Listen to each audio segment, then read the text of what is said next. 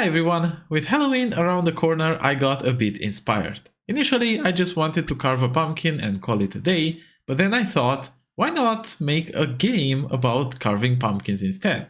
So, that's where this video comes in. I had a choice between 2D and 3D, but since I'm more experienced with 2D game development, I decided to go that route. I also figured it would be easier than 3D. Now, since this was going to be 2D, it was obvious that what I needed was a sprite. But then came the big question, how do you even cut parts of a sprite? I'd need some kind of way to define a shape and use it to remove sections of it.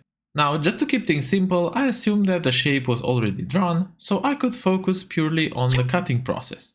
I thought a bit about it, I did some research and found two possible solutions. A shader which would use a texture to tell the GPU where to draw and where to not draw pixels, and a canvas group which merges several 2D nodes into a single draw operation. Now, because of that, any child of the canvas group with a canvas item material set on the subtract blending mode would literally act like a mask, hiding everything behind it. While both options are valid, in the end I decided to go with the first option since I've been wanting to play with shaders for a long time and this was the perfect opportunity. Okay, but how would a shader even help with this? Or actually, what even is a shader? A shader is a special program that runs on your graphics card defining how an object is drawn. Now, there are a few processing steps that a shader applies on an object, but the two main types you'll likely work with are the vertex and the fragment shaders. Now, I'm overly simplifying here, but you could think of a vertex shader as a for loop that is called for each vertex of an object, and of a fragment shader as a loop that is called for each fragment. Now, a fragment is basically just a pixel, which might have some additional information attached to it. Now, these processes run on the GPU, which can handle many of these loops at the same time, making it much faster than the CPU for these tasks. Now, of course, there are some trade-offs, or otherwise we'd be doing everything on the GPU.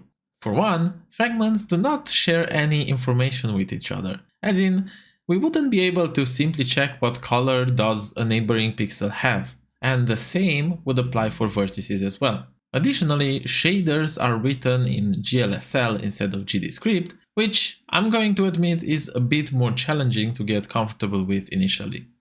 Okay, but knowing this, I went to my sprite and added a shader material to it, to which I added a new shader. I only wanted to modify the pixels of my sprite, so I left in only the fragment function. Now, to make my shader know about my mask texture, I can provide it as a parameter through an uniform, and after adding it to the code, we can also see it in the editor. Now, to get the color that the texture has at the current pixel, we can use the texture function, which takes as a parameter the texture we provided and some UV coordinates from which to sample that texture. These UV coordinates range from 0 to 1 and are built in for shaders, in this case representing the UV coordinates of our current object. So if we have a stretched out sprite of 100 by 200 pixels and this is its texture, in Godot, the UV starts from 0, 0 at the top left corner of the texture and reaches 1, 1 at the bottom right corner. So what happens is that on our sprite, this point from the texture is going to get mapped to the top left corner and this other point is going to get mapped to the bottom right corner. Now, of course, this is going to stretch our mask. Okay, and now getting back to our code, we should have either black or white in our mask color depending on our coordinates. Now, the only thing left to do is to check if the color at the current position is different than white, and if it is, it means that we don't want that pixel and we can remove it by using discard. Having that, our sprite should now be cropped. Or not. After some debugging, I've realized that I had mapped the texture to the wrong UVs. You see, the UV built-in maps whatever texture we provided to our object. However, we don't really want that. We would like to maybe have this texture stay the same exactly at the place it has been drawn at. So it would be amazing if we could map that texture on the screen. The lucky thing is that there actually is a way of doing that with the use of screen UV, which will map the texture to the whole screen, basically keeping it in place. Okay, with that out of the way, I could now start thinking about actually drawing a shape with which to carve the pumpkin. I was once again at a crossroads as I had to decide between smooth curves and straight lines, but eventually I went in favor of straight lines as I think they would much closely resemble a carving made with a knife. Also, drawing those should be easier. So, I took inspiration from how polygons can be created in the editor. One can click on the screen to add new points that, when connected, define a polygon. Also, these points can be moved and lines are drawn between them. With that in mind, I created a carver script which would listen to input events, and on click, it would add a point to an array of points at the click position. I also wanted to see the polygon while drawing, so instead of creating it at the end, I create the polygon when adding the first point and temporarily update it in the process with the polygon defined by the points array. For each point, I define the polygon, which is currently just a little star that changes color and can be moved while held with a mouse. When moved, it emits a signal that's connected to the carver through the onHandleMoved function, which updates the points and the polygon. On top of that, I also checked if there is more than one point and drew a line between all the points of the polygon. At this point, you might already notice that this array of polypoints is pretty much redundant, as I could have simply used the handles and their positions directly. 10 days later, at the time of writing this script, even I don't remember why I wanted to do that, but don't worry, past me is soon going to realize that and update the code. Anyway, the handles are now drawn properly and the polygon shape is being created and updated. Let's now check if we can also move the polygons. And it looks like it works, but the polygon starts magically disappearing, so I figured out that whenever I clicked on a handle, a new one would be created in the same spot, as both the point creation and handle dragging start because of the same event, a click. I came across two possible fixes. So, I could either make the carver a control node, as those nodes have the mouse filter stop property that marks an event as handled, or I could use a mysterious intersect point function, which checks if a given physics point is colliding with anything. As you might guess from the code on the screen, I went with the second option simply because it looked interesting and because I didn't really want to change the type of my node. The tricky part was that instead of providing a position, I needed to create a physics point query parameters to the object. However, after a bit of reading, I realized that this was actually great news, as it allowed me to configure the point to also collide with areas 2D, which was, in fact, the type of my handle. Knowing this, I could finally check the number of objects on which I've clicked and only add a new point if I haven't clicked on a handle. Now, as you can see, no new handles are being created when I click on a handle, but if I click outside, new handles appear. Now, the next problem we have is that clicking on the first handle again no longer closes the polygon, as the input is caught by the handle itself. On top of that, how would we even know if someone has clicked or held the handle? Since we need to treat those as different things, I went into the handle script and used time.getTixMsec in order to measure the moment at which we started clicking. Then, when the click is released, we measure that again. Since this gives us the time in milliseconds, we subtract the start time from the release time. We also divide it by 1000, and if this difference is less than some threshold, let's say 0.2 seconds, then it means that we have clicked. Otherwise, it means that we have dragged our handle, and now, just to see if it works, you'll see that if I click, I get a message clicked, and if I hold for longer, I get the message dragged. In both cases, we emit a corresponding signal which gets connected to the carver. When a handle is moved, we simply want to redraw the lines between the handles, and when a handle was clicked, if it was the first one and there are at least 3 other handles, we want to create a polygon. Now, if you remember, I said before that there was a redundant polypoints array. On top of that, we still had problems. For example, we didn't yet have a way to start a new polygon. I tried fixing that problem only to then realize that we need to later make more polygons, which led to me trying to make some kind of carving structure which contained a polygon and some handles. I tried then adding more of those structures and things were getting really complicated. I realized that what I needed instead was to take a step back and really consider what I want to do with these polygons. After some consideration, I realized that, first of all, I never needed more than one polygon. After a carving is done, we simply move on to the next carving. If I don't need more than one polygon, I will obviously not need to keep track of old handle points, and also I think it would be nice to see the polygon while drawing. With these rules in mind, I managed to simplify the carving code a lot. For our input function, I added an isCarving variable. If we haven't drawn anything yet, we start a new carving. Otherwise, we just add a point to the current carving. In the start new carving function, we update our isCarving variable and we instantiate a new polygon as a child of a simple node2d called polygons. When adding points, we do the same thing as we did when starting a new carving, as in we simply add a newly instantiated handle as a child to a simple node2d called handles. Since we also want to see the polygon immediately, once we add a new handle, we also call an update polygon function, which updates the polygon with the position of all handles and calls queryDraw. This queryDraw will redraw all the lines between those handles. Okay, now what happens if we click on the initial handle? The rule stays the same as before.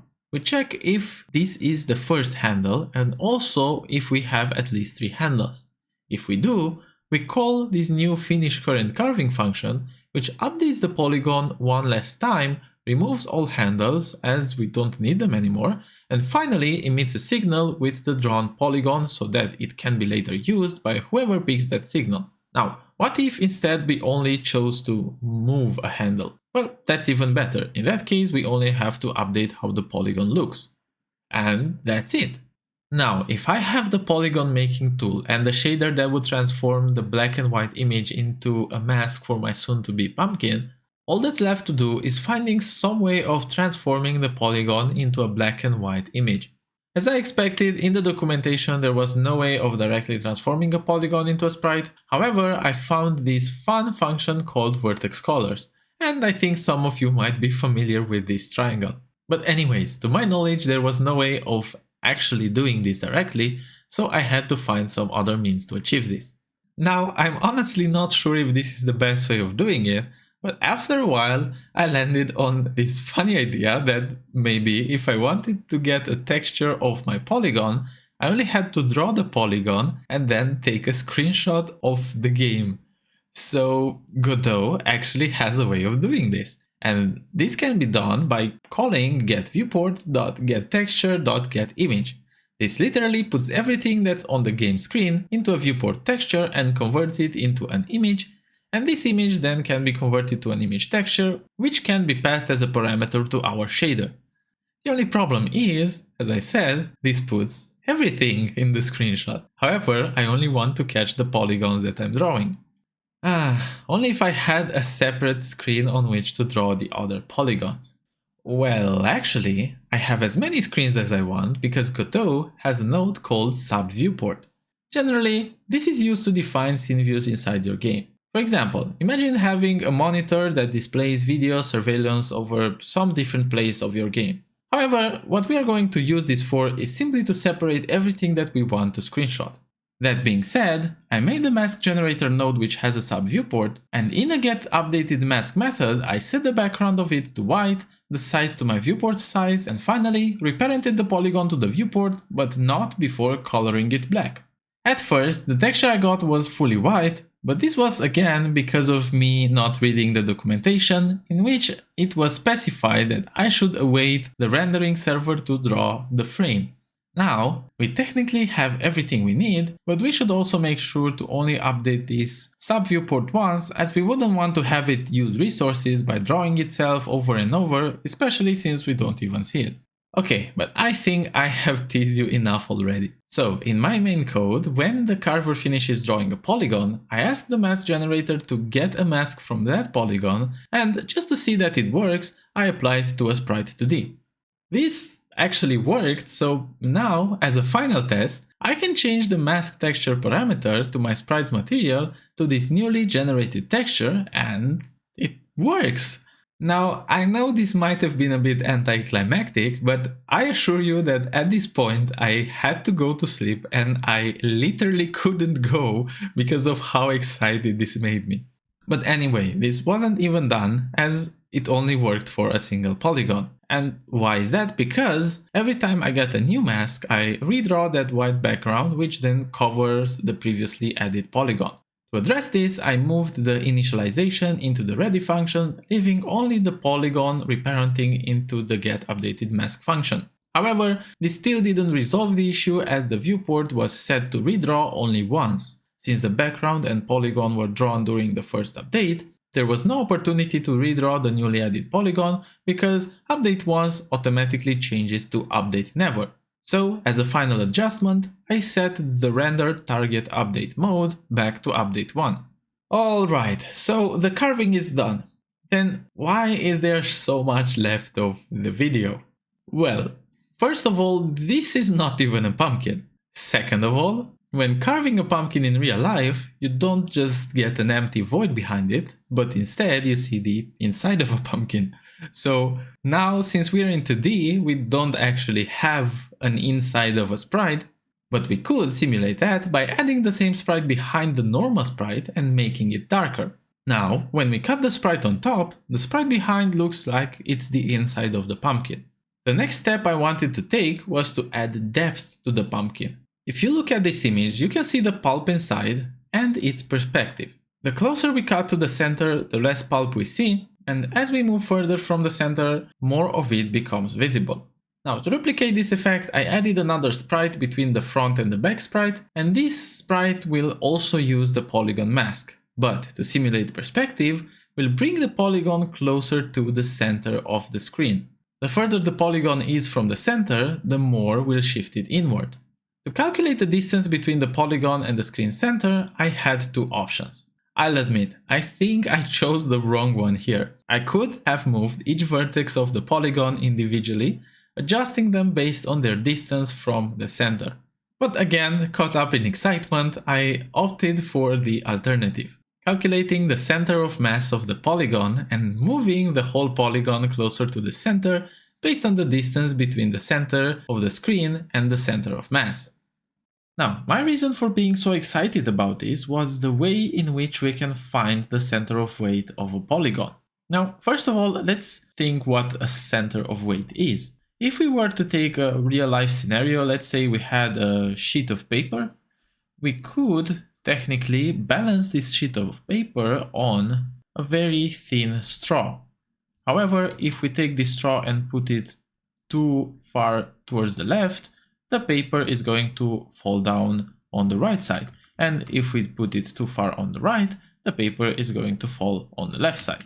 However, there is one point in which we can put this straw to keep this paper in balance. Now, this point is called the center of weight. Now, if we were to go back to a simpler 2D example, maybe we could take this simple triangle shape. Now, for this triangle shape, there are actually many ways of finding out which is the center of weight, but generally the center of weight is defined by the intersection of the medians of this triangle.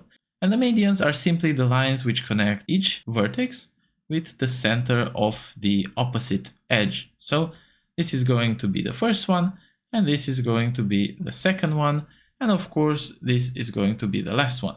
And at this point, they intersect, and this point is actually the center of weight. Now, if we wanted to call this center C, we could then say that C has the coordinates Cx and Cy, and there is actually a really simple formula for that. So Cx is going to be equal to P0x plus P1x plus P2x over 3. And Cy, in a similar fashion, is going to be P0y plus P1y plus P2y over 3. Okay, but things are going to complicate a little once we get to more complex shapes. So if instead of a triangle, I chose to find the center of weight for this shape. Now, we could look at this shape as a shape that's made out of one triangle, so let's call it T, and one rectangle, which we can call R. Now, let's estimate the center of weight. So for the triangle, the center of weight would be somewhere around here, and for the rectangle, the center of weight is somewhere around here. Now, you might expect that all we would have to do would be to calculate the average between these 2 points, and we would get the center of weight somewhere around here. However, this only works if our weight is concentrated at the tips of the vertices of our shapes.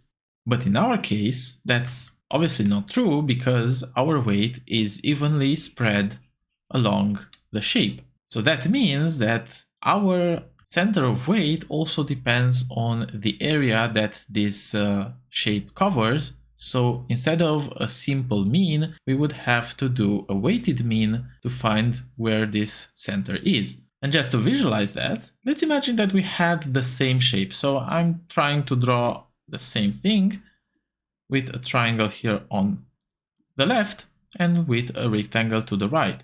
However, this rectangle might as well be an empty rectangle, so it could be something like this.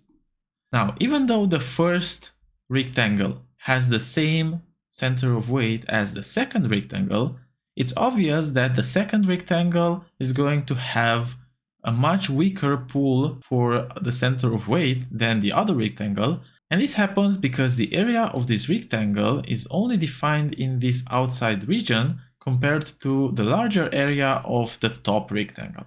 And now, if we were to plug this information into the weighted average formula, we would get that the center of weight on the x-coordinate is going to be equal to what? Well, it's going to be equal to the center of weight for the x-coordinate for our triangle multiplied by the area of our triangle plus the center of weight on the x-coordinate for our rectangle multiplied by the area of the rectangle. Now, since this is a weighted average, we are going to divide it by the whole area, which is basically just the area of the triangle plus the area of the rectangle. So AT plus AR. Now, of course, if we were to write this in a more generic way, so for example, if this polygon were made out of maybe multiple shapes, then we could say something like Cx is going to equal to what? Well, in math, there is a symbol called sigma, which pretty much acts like a 4 which adds numbers in programming. So if I wrote here sigma and I, you could imagine that you have an I with which you iterate through a for loop. And what do we want to add? Well, as you can see here, we first added the center of weight for the first shape multiplied by its area, and then we added the center of weight for the second shape multiplied by its area, and so on. So in our case, we would multiply the center of weight on the x-coordinate for the first shape with the area of the first shape. Now, what do we divide this with? Well, as you can see, we divide it with the first area plus the second area plus so on and so forth. So again, we could use this sigma symbol to again iterate and add each and every one of the areas. So I'm just going to say sigma of AI. So we pretty much figured out the formula for the x-coordinate of our center of weight. Now, for the y value of our center of weight, this is going to be pretty much the same. Again, it's the same sum, but instead of getting the x value of our center of weight, we are going to get the y value of our center of weight, and we multiply it by the area over the sum multiplied by the area. Okay, but how would this even help us in our case? Because somebody might want to draw some evil looking mouth for our pumpkin, and this is a pretty complex polygon. So I don't even really know how to go about splitting this polygon into multiple primitive shapes. Well, a very nice solution would be to split it into triangles with the origin of our system. So let me just zoom in and let's draw our coordinate system like this, and I'm just going to say this is y and this is x. Now our point of origin is going to be at 0, 0, and I'm just going to draw a smaller polygon just for the sake of the example. So we could have a polygon that looks like this. So this could be P0, this could be P1, P2, P3, and P4. So we have a total of 5 points in this polygon. What we can do now is make up triangles with the origin and adjacent points. So I could draw from the origin to P0 a line, and from the origin and P1 another line. And this is basically one triangle. Another triangle would be here, Another triangle would be between P2 and P3, so basically this triangle. And another triangle would be between P3 and P4, which is this triangle. And the final triangle would be the one between P4 and P0, so it would be this triangle. Okay, but how does splitting our shape into triangles this way help at all? I mean, first of all, these triangles, almost all of them are already outside the shape, so how can you calculate the area of this shape knowing only these triangles? Well, there is actually a very interesting solution. First of all, let's take a look at how we calculate the area of a singular triangle. Okay, now let's say that this is our triangle. So it has the first coordinate as 0, 0. So this is going to be 0, 0. And maybe this point is going to be at the coordinates A, B. And this point is going to be at the coordinates C, D. Now, just to make this explanation easier to visualize, I'm going to duplicate this triangle to transform the whole shape into a parallelogram. Now don't worry, because doing this is not going to change our result, as the whole area of a parallelogram is going to be twice the area of our triangle, so in the final result we are simply going to divide by 2. Alright, but what do we do from here? Well, a good way of finding out this area would be by transforming it into simpler areas. And to do that, let's just make a rectangle around our initial triangle. So I'm just going to draw a straight line here that has the length of A. And on top of that, I'm going to also draw a vertical line that has the height of D. Now, of course, I also have to complete this rectangle, so I'm gonna draw this and draw this, and we have a full rectangle. Now, what is the area of this rectangle? Well, obviously, it's going to be A multiplied by D. Now, of course, this is not going to be our full area, because our rectangle also has these empty regions in shape of triangles that are not on top of our shape. So what could we do with that? Well, we could take these shapes and actually try to place them on top of the rest of our parallelogram. So I'm just going to grab this and put it here. Now, the other triangle could also be dragged on top of the figure here. Now, as you can see, we pretty much covered the whole parallelogram. We covered the whole area here, and we covered the whole area here. On top of that, we also have this extra area outside, this area outside, and remember that these two triangles were overlapped, so basically this area here is added twice. So basically the whole extra region that we have is going to be this rectangle that we see over here. But what is the size of this rectangle? If you remember, this triangle had been drawn here, and this side of the triangle was equal to C. So in here, this value is going to be C. What about the other triangle? Well, this other triangle had the height of B, if you see here. So this is the height of B. But calculating now the area of this rectangle is very easy, because it's going to be B multiplied by C. So basically, just to do a recap, our purple rectangle here is equal to what? Well, it is equal to our perfectly drawn shape here, plus this extra space that remained here. So basically, converting all these to numbers, we would have A times D equals to something plus B times C. Well, then it means that our area, our something here, is going to be equal to A times D minus B times C. Now also, as we said, maybe let's just write this area somewhere where we can read it better. So A times D minus B times C. This area is the area of this whole polygon. So we want only half of that. So our area of a triangle is going to equal to A times D minus B times C over 2. Now, if we go back to our example, what's very interesting is that this area is signed. So what does that mean? So if this had the values of x0 and y0, and this point had the values of x1 and y1. Then by plugging in these values in our area, so the area of this big triangle is going to be what? Well, it's going to be equal to x0 multiplied by y1 minus y0 multiplied by x1 over 2.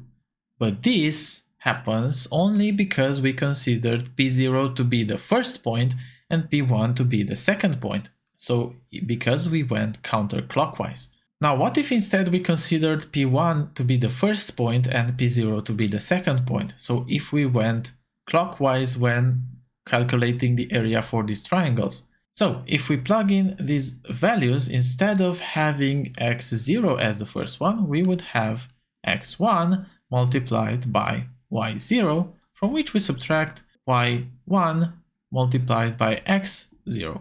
From this we divide by 2, and as you can see, these two areas are opposites. Now you'll see why this fact is actually crucial for calculating our area, because our new final area is going to be what? Well, it's going to be the area of this first triangle made out of p0, p1 and the origin. So it's going to be t1, and we have to add to this area the other triangle, so we are going to add this one from p1 to p2.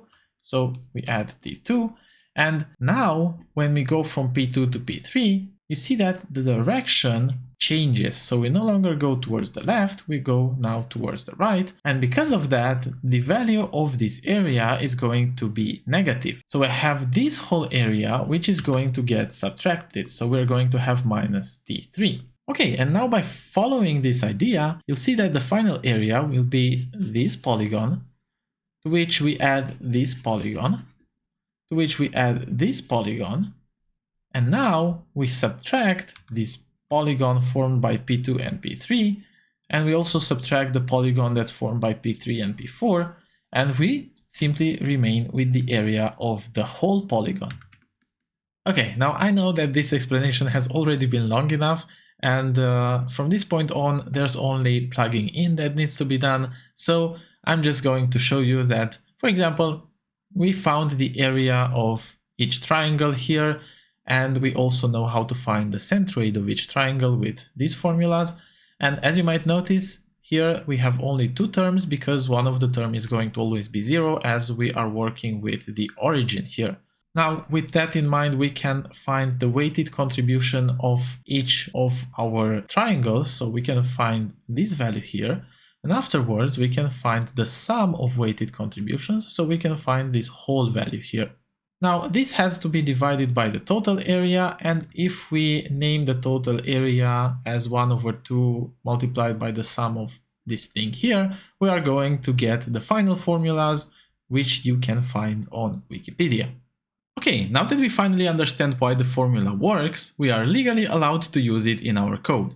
So honestly, the only thing I had to do was to take the polygon and literally copy the formulas. For the signed area, I used the for to calculate the areas of all subtriangles, and then I just plugged in the final area into the second for, which was calculating the x and y coordinates of the center of weight. Now, after so much weight, we can pass the point to our main function and use draw circle to see if we calculated it correctly. So let's try it for a simple polygon, and let's also try it for a more complex polygon. To me, it really looks like it works, so now the next step would be to calculate the distance between this point and the center of the screen.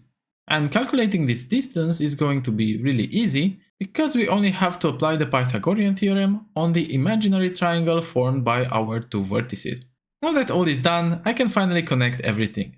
Inside a getDPerspective function, I am getting the screen center, the polygon center, and using those to find the distance between them. With this, we can get the movement direction, which is going to be the normalized difference between the screen and the polygon center. Now, to simulate perspective, I am setting the maximum distance that a polygon could have from the center as half of a diagonal, and then I'm dividing the actual distance to this just to normalize it between 0 and 1, with 0 being closest to the center and 1 being furthest away from the center. Finally, the new position is going to be the movement direction multiplied by the normalized distance and also multiplied by some scale factor in case we wanted to increase or decrease the depth of our pumpkin. Now, to test this out, I made a new scene with 3 squares, and if I increase the scale, the polygons start moving, with the one further away moving more towards the center. Also, it seems that our program works even if the polygon is to the right or to the left, so it means that we also calculate the movement direction properly as well. If we now go back to our finished carving function, whenever we get the drawn polygon, we can also get a new polygon with the perspective applied. This new polygon can be used with a different mask generator, which will create a mask for the deeper carving that we can apply to the material for the sprite in between. Now here, I struggled quite a lot because even though I was applying the shader on materials coming from different sprites, in the end those were the same materials. So applying a deep texture mask would override the previous mask. In 3D there is a function called setInstanceShaderParameter which only applies a parameter to a singular instance. However, for 2D I didn't have such a thing, so the only thing I could do was to duplicate the material, and finally the carving edges were visible. Okay, but now with all the functionality out of the way, I could start spending some time making the game prettier by actually adding a pumpkin instead of the default Godot sprite. So I added a sprite for the outside of the pumpkin, the same sprite with a gradient for the pulp of the pumpkin, and the same sprite with a modulate for the back of the pumpkin. Also, what would now a carved pumpkin be without a light inside it? So to simulate that, I also added a light on top of the sprite on the back. Alright, at this point, the only thing I needed was a new UI for the game. However, I was too tired at this point to implement it, so I had to use magic instead. Now, while the magic of editing works perfectly well for you, for me creating the UI was honestly a bit of a grind.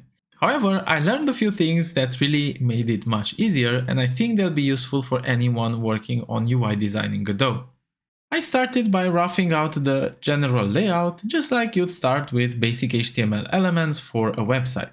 For components that I use repeatedly, I created scenes so I could easily reuse them, and instead of customizing each individual component, I made a single theme where I adjusted the look and feel, applying it to the topmost element to keep things consistent. Also, remember when I said that control nodes have a way of catching input events? Well, my polygon handles kept being drawn under the UI, so I made sure that every control node was set to mouse filter stop, and I changed the carver to only take into account the unhandled input, so basically the input that hasn't been stopped by my control nodes. While this was just a quick overview, I'll be making a tutorial soon to dive deeper into Godot UI, as I feel way more confident with it after this hands-on experience. Now, finally, with the UI done, I can show you my last ideas for polishing the game. First of all, I wanted to be able to cycle between different pumpkin sprites, background images, and overlays. For this, I created an image cycler script. So I decided to look inside the directory and find all images starting with some prefix and a number. The function that our buttons are going to call is cycle, which moves the index to the next index depending on the button direction, gets the texture from that index and applies that texture to the exported sprite. For the next index, depending on the direction, I either added or subtracted 1 until reaching the image count or 0, at which point I would just cycle through. To get the texture, I just followed the prefix index png pattern, opened the directory and loaded the image with the corresponding name. Now, one last thing I needed to mention about this is that you should be careful when dynamically importing images. I spent way too much time trying to figure out why my images weren't loading in my final export, and it turned out that the images were actually loading, it was just that I was getting the image count incorrectly. What I've been doing was to select only the files which end in .png, but after you export your project, there's only going to be the .import variant of those files, so this function would always return 0. Changing the filter to .png.import made it all work normally again. With that out of the way, I also thought it would be cool to be able to change colors for my pumpkin, so having 3 sprites and a light, I did the obvious and added a color rect for the outside color, the pulp color, the light color, and the back color. Clicking on either of those would pop up a color picker with which I could select a color that would tint the sprites. Creating the tint was pretty easy. I returned to the mask shader where for each pixel not discarded by the mask, I retrieved the original color using the texture function on the sprite's texture and UV coordinates. Then I calculated the brightness by averaging the color channels, and I used it to produce a grayscale color with this brightness applied across all channels. Finally, I added a color uniform which, when multiplied with the grayscale, produced a new tinted color. For the light and the sprite in the back, I went with a much simpler approach, changing the color directly for the light and updating the modulate value for the back. An interesting thing that this helped me notice was that the light was spilling out of the pumpkin onto my background and my polygon. To fix that, I went to my background and simply disabled all the light masks and did the same for the polygon and the handles. By doing that, I made the light no longer able to interact with them. Okay, so since I wanted to do basically the same thing but for the polygon colors, I couldn't re-implement everything, so I moved my UI colors to a different scene which exported the text, the colors count and the tooltips that each color would have, and with this info I could now instantiate as many colors as I wanted to. Also, to keep track of which color rect was selected, I would update an index that would both help me with changing the color of the current rectangle and emitting that color so that it could be used to update the component connected to this. Finally, you might notice that the color rectangle has a black border around it. For making that happen, I created a simple shader which got a float as a parameter, which represented the percentage of the rectangle that the border should cover. Knowing the UV of the rectangle, I just checked if the X and Y coordinates were outside the region defined by the border, and if they were, I would just change the color to black. I was pretty satisfied with the result, but I noticed that this didn't look so good when the rectangle wasn't a perfect square. I really tried finding a way to get the size of my rectangle, but I had to eventually give up and resort to passing that size as a uniform. So I took that and I calculated the ratio between sprites, and if the ratio was larger than 1, then it meant that the rectangle was larger horizontally, and the horizontal border had to be squashed by that ratio. Otherwise, if the rectangle is larger vertically, then we squash the vertical border.